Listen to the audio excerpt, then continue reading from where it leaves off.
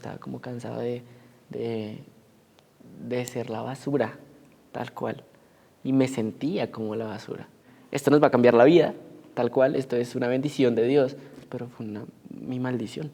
¿Cambiarías la fama por tener esa familia? Sí, claro, yo escogeré mi familia.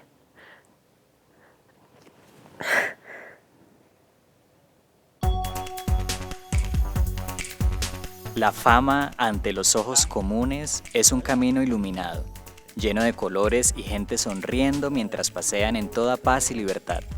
Por eso es una fantasía que muchos y muchas quisieran hacer realidad. Sin embargo, quienes han andado ese camino saben que también tiene partes oscuras y peligrosas, en las que algunos se pierden y nunca vuelven a salir de allí. Juanse Laverde logró la fama a muy temprana edad y definitivamente conoció las partes soleadas, pero también las calles debajo del puente a medianoche.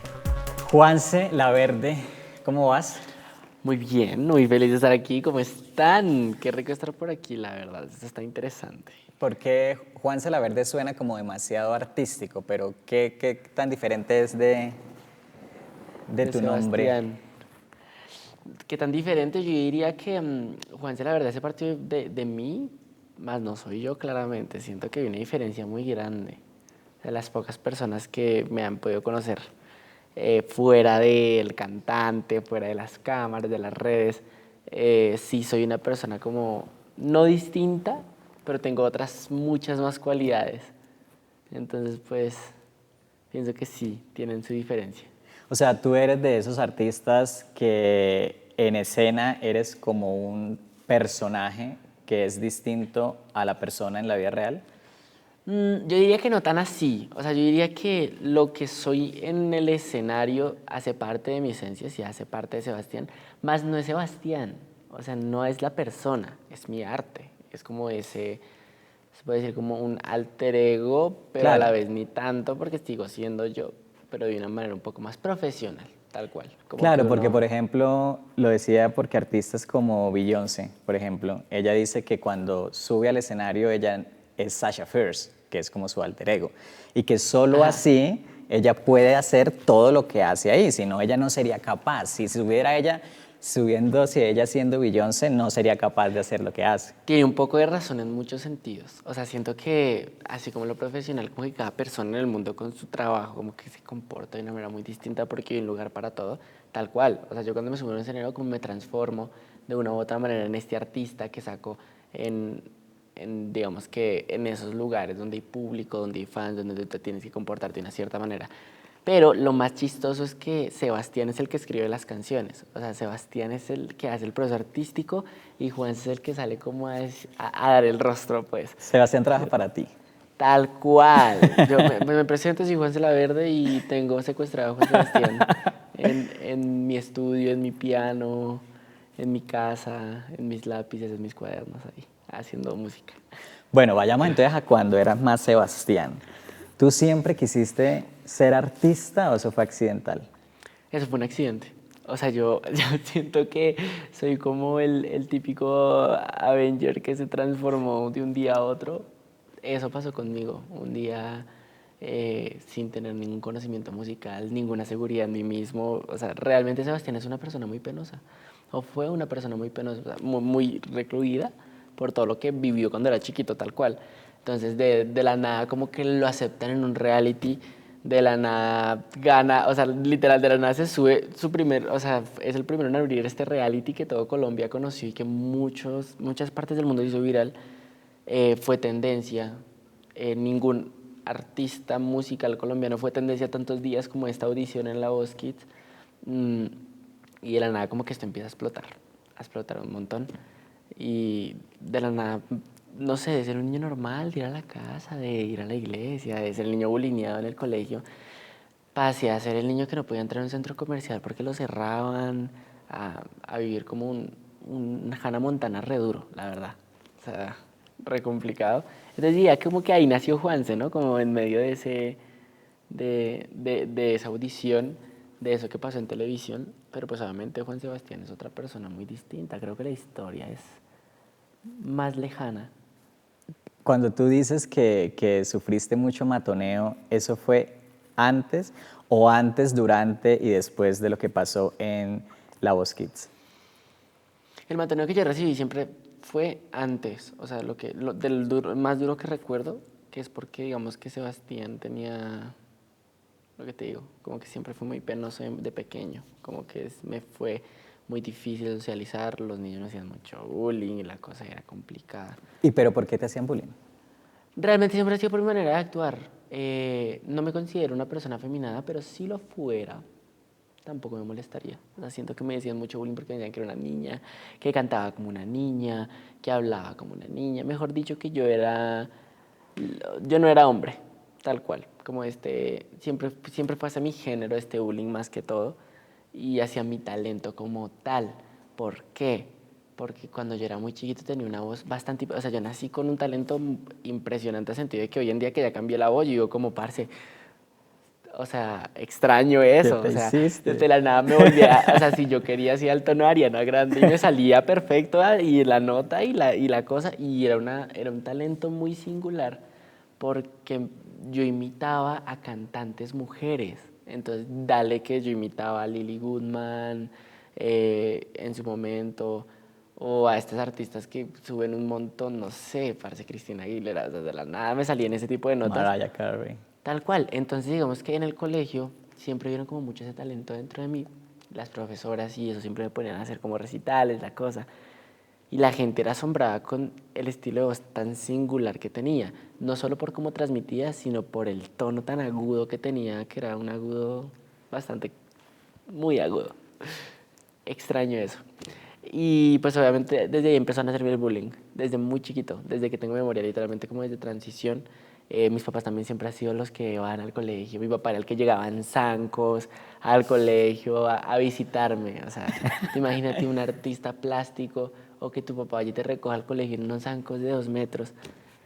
Pues los niños eran como Claro. envidiosos un poco, ¿no? Lo que pasa es que los niños y las niñas, bueno, son divinos y divinas, pero son maldadosos. O sea, hay bastante, o sea, el bullying que realmente un niño puede llegar a recibir de sus mismos compañeros es de unos niveles muy altos. Pero ahí te quiero preguntar algo. ¿Tú sientes que era porque lo que dices, porque te consideraban muy afeminado o porque también había mucha envidia? O sea, el hecho de decir este es el famoso, el que quiere ser famoso. Yo siento que el odio nace de la envidia. Y bueno, esto lo digo para todas las personas que hoy en día todavía tienen envidia de mí. Muchas gracias. Realmente siento que viene desde la casa, la verdad. O sea, te lo digo porque a la gente le da mucha envidia la libertad, que una persona pueda expresarse como es, que una persona pueda hacer sin que le importen los comentarios de los demás.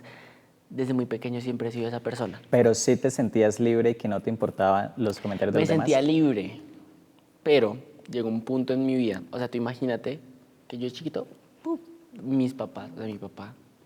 Yo amo a mi papá porque de una u otra manera como que tuve una infancia complicada, pero mi papá siempre era el que decía, quiere montar zancos, monte zancos, quiere bailar, baile, quiere echarse tierra en la cara, échese tierra en la cara. Sí, tal cual como nunca fueron un impedimento para nada de las decisiones que quería tomar. Entonces, obviamente, ver a mi papá llegar en zancos, literal, a recogerme al jardín, o ver a mi mamá cantando en la iglesia y mandándose a los pastores encima porque tenía un carácter bien, o sea, mi mamá no parece de aquí de Bogotá realmente, pero tenía su carácter y todo, y como que ver que ellos dos hacían, sí, lo que les nacía y todo eso, como que fue muy inspirador para mí hasta cierto punto, que empiezo a crecer un poco más, que llego como a primero, a segundo, a tercero, que aquí es donde yo empiezo a sentirme diferente a los demás, ¿En qué en todo sentido? sentido, o sea, de que me empecé a sentir diferente porque mis compañeros no me tocaban, me decían que yo era la basura. Y todo el mundo, o sea, todos los salones, eran como, a él no lo toquen, a él no se le pueden acercar, si lo tocan se les va a prender, tal cual. ¿Y de dónde salía eso? Ni la más mínima idea. Creo que una vez, en uno de los colegios nació porque, bueno, para nadie es un secreto que pues mis papás, de una u otra manera, yo no nací en un hogar privilegiado. Por lo tanto, nos íbamos en lo que podíamos. De la nada en bici, de la nada caminando, de la nada. Y hubo un día muy chistoso. La gente lo verá como algo horrible, pero yo lo veo como algo, la verdad, una experiencia bastante asquerosa, pero pues fue mi experiencia, o sea, fue lo que me tocó vivir. Y un día estábamos en el ciclomotor de mi mamá, mi hermano iba al frente, yo iba atrás, nos caímmo encima de la basura. Y me acuerdo que ese día llegamos oliendo pues a basura al colegio. Nos sacaron del colegio. Desde ahí empezó a nacer esto. Pero extrañamente, cuando cambiaba de colegios, en todos los salones pasaba lo mismo. Me cogían yo por cualquier cosa, ¿sí? Porque era el niño que cantaba, porque era el niño que se divertía, que no le importaba, tal cual, ¿sí? Entonces como que me trataban mal y mi mamá siempre era como por la otra mejilla. Lastimosamente siempre fue así. Y creo que fue un buen consejo. Siento que mi personalidad también se basó un poco en no prestarle atención a ese tipo de cosas. Pero siendo tan niño, cuando ves que los niños no te quieren, que todos, o sea, todo a tu alrededor, como que es como, no, porque tú eres raro, porque eres feo, porque no sé, o sea, por cualquier cosa. Cuando pasa que los adultos empiezan a excluirte, ahí empezó también todo mi problema con el tema del bullying. Cuando el matoneo no solo venía de los niños. O sea, empezó a importar en realidad cuando te diste cuenta que ese matoneo también venía de los adultos. Fue horrible, ¿Y, fue fatal. y cómo? ¿Cómo venía de los adultos? Bueno, yo tengo un, voy a decir, yo creo que nunca he hecho esto, yo tengo un trauma fatal con el tema del matoneo porque cuando era niño, una profesora cuando era muy chiquito, en el jardín donde me llevaban, me abofeteaba con la cuchara y me pegaba. Pero fatal. Cuando yo le conté a mi mamá, mi mamá Claro. casi la acaba. O sea, pero de una u otra manera como que empezó este trauma del matoneo porque la señora como que yo no comía y me embutía la comida y me pegaba bofetadas con la cuchara, eso era una locura. Yo como que tengo ciertos recuerdos de eso porque estaba muy chiqui, pero como que desde muy pequeño empezó eso. Cuando ya pasó en el colegio, que habían profesoras con mucha envidia, o sea, mucha, porque yo siempre he sido una persona con un intelecto, se podría decir alto, entonces como que yo no me dejo, tal cual, como que habían profesoras que eran pues, malas personas con los niños, ¿sabes? Que no sabían ser profesoras. Yo soy una persona que no me sé quedar callado. Pero entonces un carácter, era un carácter más que el intelecto. Bueno, te iba muy bien y todo, te va muy bien, eres como muy inteligente, intelectual, o te refieres más al carácter que...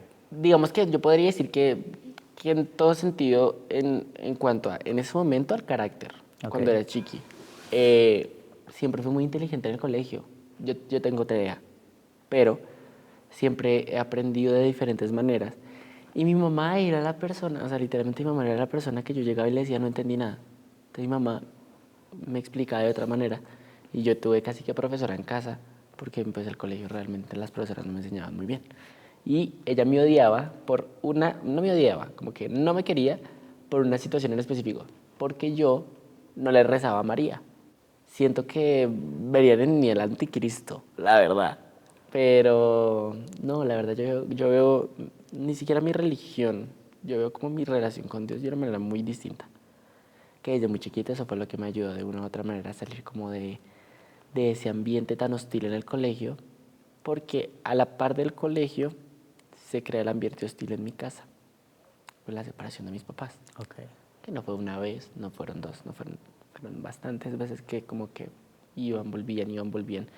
Y tristemente no por ellos, sino por este pensamiento cristiano de, de así no seas feliz, tienes que seguir ahí. Total. Entonces una permanencia en un lugar donde no debes estar, donde no eres, es hacerle caso omiso hasta el mismo Dios muchas veces. ¿Tus papás están juntos ahorita? No, desde Hace muchos años. años. ¿Y eso ayudó o empeoró las cosas? La separación definitiva de tus padres. La verdad, o sea, siento que obviamente como que todo papá es muy responsable en el sentido de que nos separaron en una parte por nosotros, por los hijos, por lo que nos iba a causar. Pero hoy mando un mensaje bien grande. Papás, es más doloroso cuando mantienen algo que por dentro se sigue destruyendo, porque nosotros resultamos más lastimados. Entonces hay veces es mejor una separación tranquila que mantener algo que se está rompiendo Que no por dentro funciona. y que no funciona y al final los hijos se rompen. Tanto así que yo me fui a vivir solo a mis 15, 14 años. ¿Cuál fue ese momento de mayor profundidad, por decirlo así, como ese problema que tú tenías con que fueras matoneado? que de pronto pensaras en que no querías en realidad seguir viviendo? ¿Cuál fue ese momento que te llevó a tocar fondo? Yo creo que son muchas ramas, porque conté todo lo de mis papás y todo, porque siento que todo estaba pasando al mismo tiempo. Claro. Todo, o sea, todo. Y como que yo llegó un punto en el que ni yo me quería. Como que tanto matoneo, por más de que yo tuviera un carácter fuerte, empezó a hacer que me odiara a mí mismo. ¿Cuál fue ese momento exacto? Porque tú vienes, digamos, de decir que tenías mucho carácter, que no te importaba lo que decían los demás, que eras muy libre. ¿En qué momento hizo Se un twist? fracturó. En el momento en el que, cuando uno es niño, uno hace mucho caso a los papás. O sea, si el papá dice es azul, tal cual. Cuando empiezas a crecer y entras en lo que es primero, segundo, cuando entras literalmente a tus 10 años, 11 años, cuando tu personalidad ya no se basa en lo que dicen tus papás, sino empieza a tu burbuja a estallarse tal cual. Cuando me tocó, como de una u otra manera, pasar por todo esto y ya los niños ya estaban grandes, entré a un colegio literalmente donde todos tenían celulares, yo tenía mi cuaderno y mi lápiz y eso, ¿sí me entiendes? Era muy complicado porque gracias a Dios mis papás siempre quisieron lo mejor para nosotros y eso implicaba meternos en colegios donde mi papá y mi mamá como que la daban toda para poder pagarlos, colegios muy buenos, pero también colegios donde había niños con otros estratos.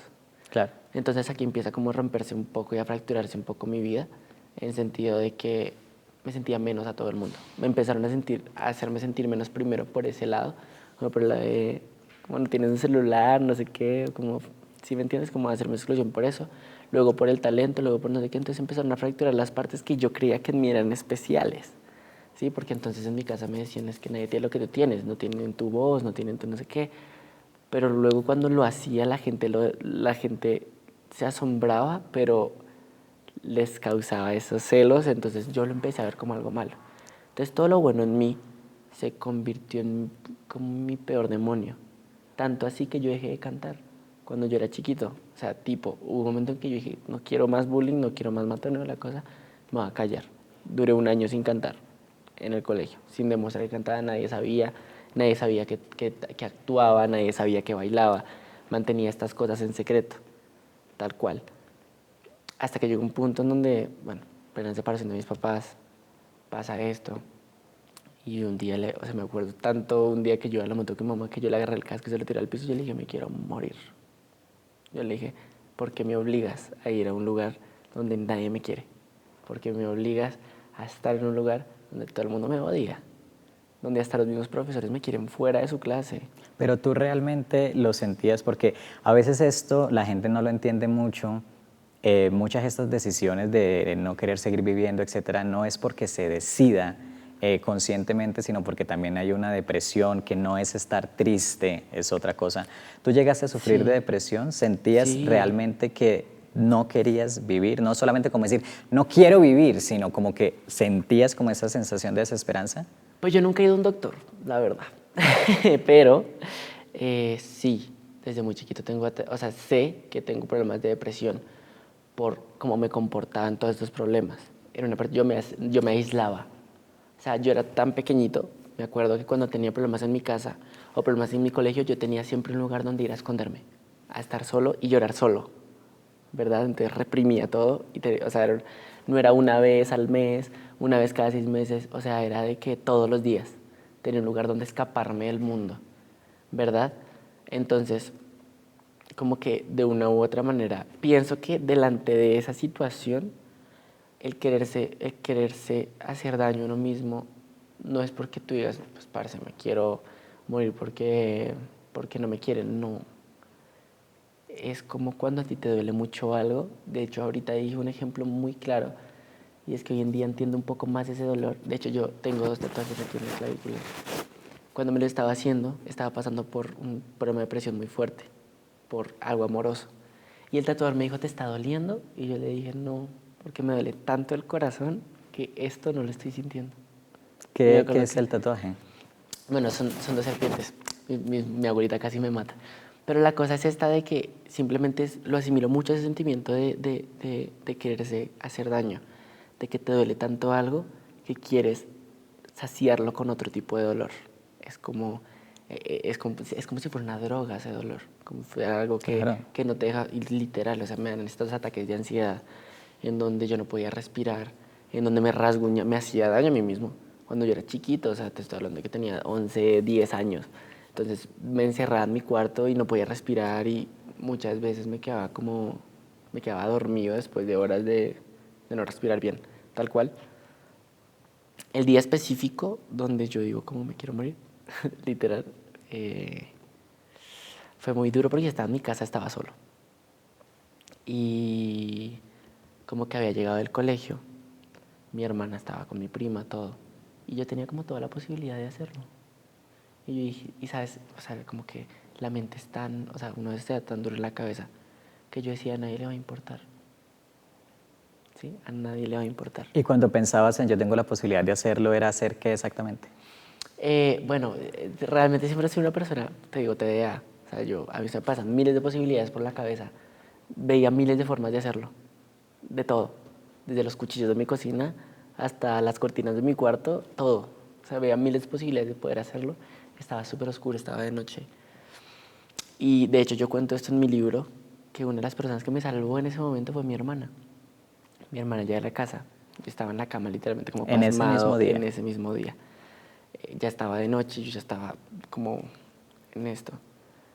Y yo decía, pues nadie me quiere. O sea, esto me hizo creer ese matoneo, como nadie quiere estar conmigo. Yo soy como ese problema que hay que solucionarse, ¿no? Y estoy cansado de eso, estaba como cansado de, de ser la basura, tal cual. Y me sentía como la basura. O sea, yo sabía, o sea, yo me empecé a creer eso tan a fondo que me acuerdo que mi hermana llegó y me dijo, ¿estás bien? Y yo le decía, vale, pues yo no le importo a nadie. Y le decía, nuestros papás no nos... Yo le dije, nuestros papás no me quieren. Y ella te preguntó que si estabas bien, ¿por qué exactamente? ¿Te vio Porque cómo? yo estaba llorando. Estabas llorando. Estaba destruido. O sea, estaba... Yo, oiga, qué raro. O sea, yo hoy en día me pongo como a mirar y digo como esos ataques de depresión en un niño chiquito, es fue una alarma que nunca, o sea, por más de que siempre estuvo ahí, mis papás como que siempre pasaron muy por alto, ¿sí? Y nadie nunca me llevó a un doctor ni nada porque de una u otra manera siento que sí necesité ayuda en ese momento. Pero la mejor ayuda siempre fue, de una u otra manera, mi hermana, que es como mi mundo. ¿Y qué hizo ella en ese momento? Tú le dijiste, Ella me dijo una cosa súper importante. O sea, ella me desarmó de la manera más hermosa del mundo. Ella me dijo, me decía, no digas eso. Tú eres todo para mí. O sea, tú me importas más que a nadie en este mundo. Me dijo, mis papás se pueden morir. Pero si tú estás aquí conmigo, yo le decía, yo soy tu hermanita, ¿cómo me vas a decir que yo no te quiero? Entonces, o sea, así no le importa a todo el mundo, a mí me importas. y Y, sientes que eso y eso o sea, eso prendió fue como, me sacó de un trance durísimo. para Durísimo. siempre. O sea, obviamente pueda que te den ataques de No, pánico, pero en ese momento de ese pensamiento de no querer vivir, saliste en ese es momento. porque literalmente fue la primera vez que yo sentí eso. Ok. O sea, la primera vez que yo lo sentí, yo dije, y ahora lo voy a hacer. Tal cual. Mi hermana llegó y me dijo eso, me desarmó. O sea, fue como una anestesia muy fuerte, pero no duró mucho igual, porque seguía sintiendo esto. Una pregunta. Tu hermana te encontró llorando y todo eso, pero ella llegó a saber que tú realmente estabas pensando en ese tipo de cosas. No, Ok. Te vio triste. no, o sea, sí me vio triste, o sea, como que, o sea, realmente como que la única persona a la que un día yo le dije como, marica, o sea, me quiero morir, fue mi mamá, que le tiré el casco al piso, que le dije como, ¿por qué me obligas? Tal cual. Como yo le decía, yo no quiero, sácame del colegio, enséñame tú eres profesora, la cosa. Y yo le decía, ¿por qué me obligas a pasar por este infierno? Para mí eso era lo peor, porque tú imagínate estar en primero y que te digan, te faltan 8 años de colegio. 8 años donde ningún año ha sido en paz para mí. Donde siempre, Era el todos los infierno para años, ti. todos los días, todas las horas del día, para mí eran lo peor. O sea, lo peor. Y obviamente las cosas no eran tan fáciles porque después de vivir ese infierno llegaba otro infierno, que era mi casa. como que llegaba a las peleas, mis papás con sus problemas, y no eran problemas chiquitos, o sea, digamos que obviamente ya eso son cosas de ellos, pero Claro. pues vi y presencié muchas cosas que un niño no debe presenciar. Problemas de agresión, quisiera decir de uno, pero no de ambos, o sea, realmente como que Agresión física, no solo sí, verbal. física, o sea, que un día me tocó ver a mi mamá con todo el brazo cortado, Wow. así, entonces, y no, eran muchas cosas, entonces digamos que en ese momento, o sea, como que hoy en día también me pregunto cuál será la historia de mi hermana, ¿no? Porque, o sea, para mí fue muy duro, o sea, para mí fue muy duro, y mi motor era ella, pero realmente yo me pregunto, yo digo, ¿cómo quién estuvo para ella? No sé. Antes de que sacaras obviamente el Durísimo. libro y todo esto, ¿tu hermana se llegó a enterar que lo que ella significó para ti en esa noche? ¿Algún día le dijiste, mira, si tú esa noche no hubieras llegado, yo, o algo hubiera pasado? Creo que no. O sea, creo que ella sabe lo importante que es para mí, porque se lo digo siempre. La extraño un montón porque ya no vive conmigo. Pero creo que en muchas ocasiones nos hemos dicho que, o sea, un día, me acuerdo, cuando nos fuimos a vivir los dos solos a los 14 años. Yo tenía 14, ella tenía, ¿qué? 17, que 18 años. ¿Cómo se van dos niños a vivir solos? ¿Cómo pasa? Sí, es difícil de responder. O sea, yo tampoco sé cómo pasó. Realmente, les voy a explicar. Mis papás se separan. Mm, yo, ellos tenían una iglesia, ¿verdad? Nosotros ya teníamos responsabilidades encima. Yo era pastor de jóvenes de esa iglesia. Mi papá se separa por infidelidad. Mi mamá, pues, se separa de él. Infidelidad de él. En su momento, pues, quiero creer que fue así. No, es una historia un poco compleja, Ok. porque como que hay muchas historias. Simplemente se separan. Y yo le dije a mi hermana, mira, no podemos seguir más así. Nuestra salud mental está jodida, jodida. O sea, estábamos mal ambos, ¿sí? Y yo ya estaba cansado de abrazar a mi hermana todas las noches y de llorar uno con el otro y de estar viviendo en tristeza tras tristeza, ¿sí me entiendes? Y por más de que habían destellos de felicidad, siempre fue muy duro, porque mucha gente, o la estabilidad de las personas, en sentido de que mucha gente basa su, ¿cómo decirlo? Como su personalidad y su vida con la religión. El dañar esos corazones y el decirles como, marico, pues,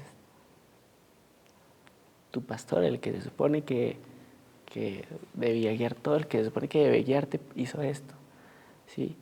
Entonces, como el estar toda la vida en boca de los demás, en boca de una iglesia que dice como tú eres el hijo del pastor, tú tienes que ser perfecto, tú eres el hijo del pastor, tú tienes que dar ejemplo, tú no te puedes equivocar, se los puedo decir, nunca lo hice, nunca pude probar ni hacer cosas más allá de lo que quizás algún día me nació hacer, porque era el hijo de los pastores, ¿sí me entiendes?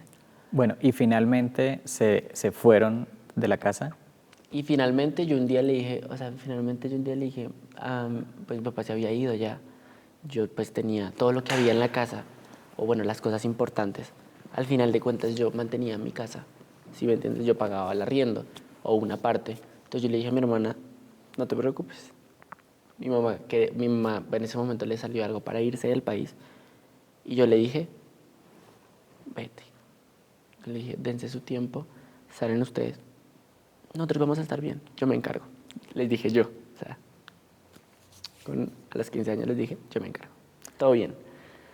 Mi mamá se va y yo, pues ya mantenía mi casa en cierta parte, así que no me dio muy duro, realmente. Como que es triste decirlo, pero no los extrañé ni un día.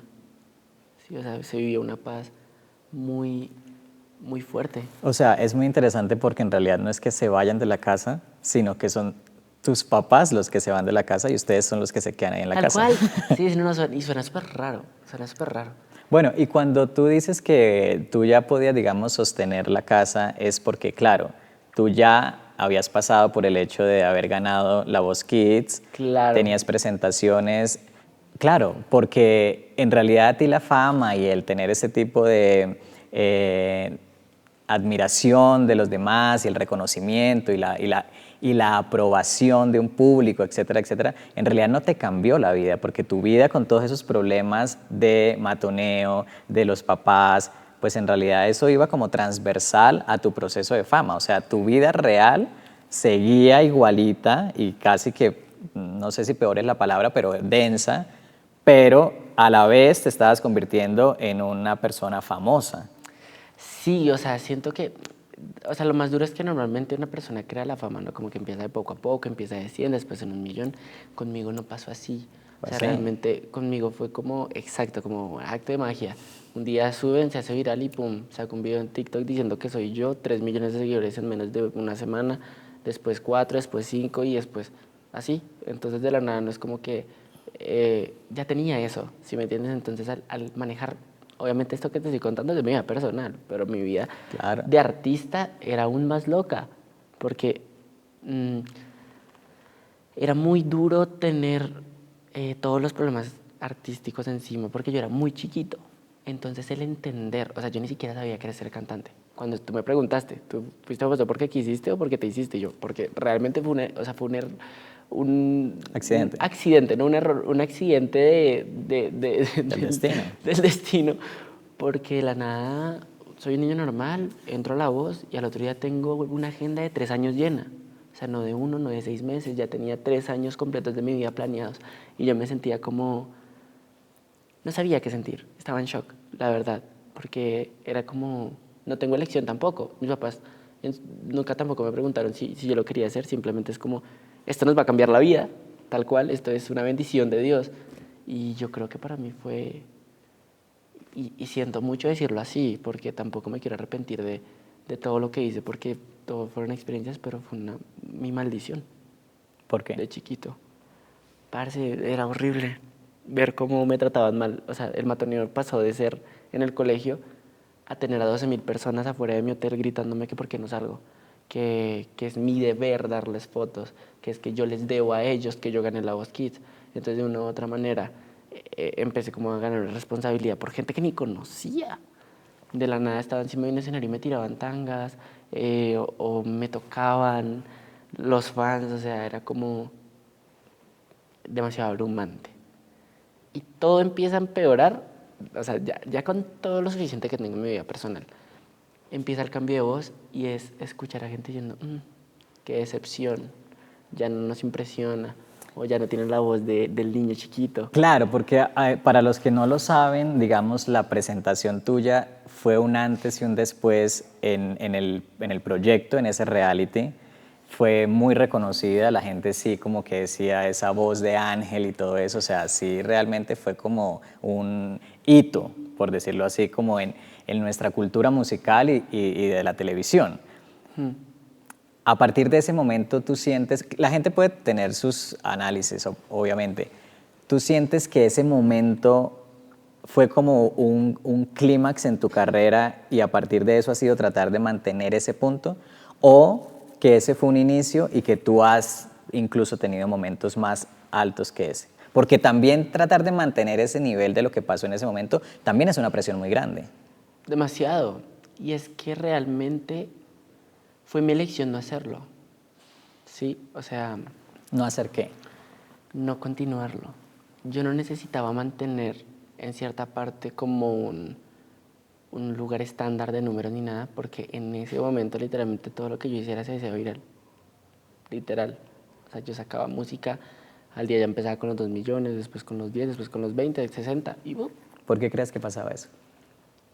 En cierta parte, vuelvo a repetir, mi mundo estaba ya demasiado planeado, ¿sí? A lo cual pienso que eso pasaba por ese mismo hecho de que yo no digo que la canción y lo que pasó en la Voz Kids no fue un ícono, porque tal cual, eso fue un ícono de la televisión aquí y fue un ícono en muchas partes del mundo.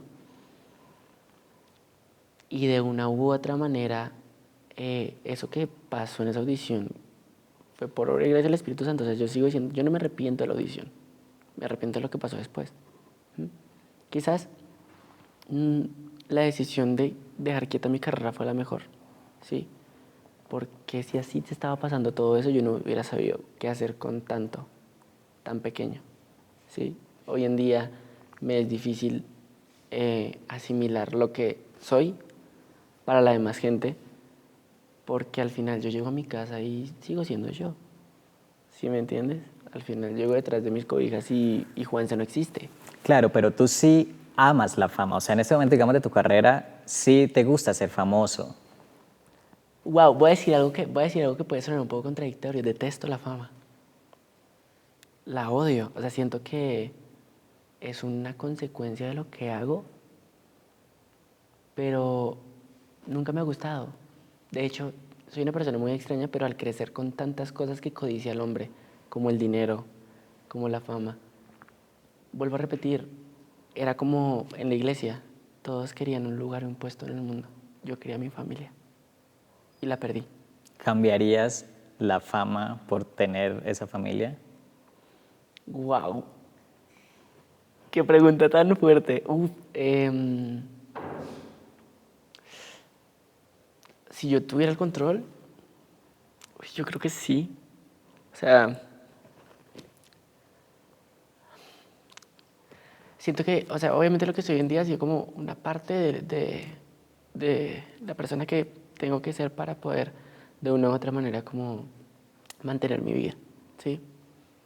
Mm, amo lo que hago, tampoco quiero que crean que no yo amo el arte. Lo que hago en sí es magnífico, lo que me gusta hacer es música, lo que me gusta hacer es sanar los corazones de las personas a través de lo que hago, pero si me piden escoger, sí, claro, yo escogeré a mi familia.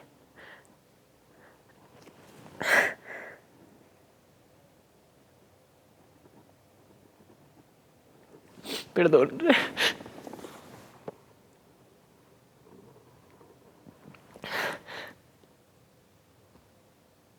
No sé, obviamente como que no sé en qué punto, como que las personas no controlamos esas cosas y obviamente como que a través del tiempo siempre he intentado entender que son cosas que yo no puedo controlar ni decido y las cosas que pasaron en mi vida o en mi casa simplemente son cosas que nunca controlé,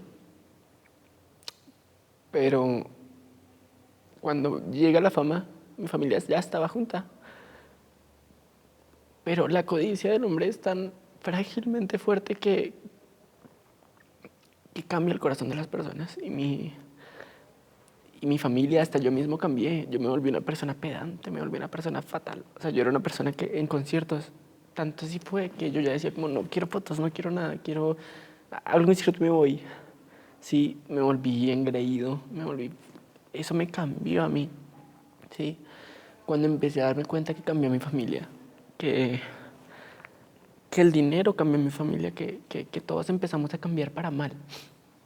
Eh, y mis papás se separan y todo se me va, yo digo como de nada me sirve hacer música, tener miles de millones de personas que me ven, tener un carro porque podía comprarme en ese momento lo que yo quisiera y decir como, pero no puedo tener esto, que para mí era todo.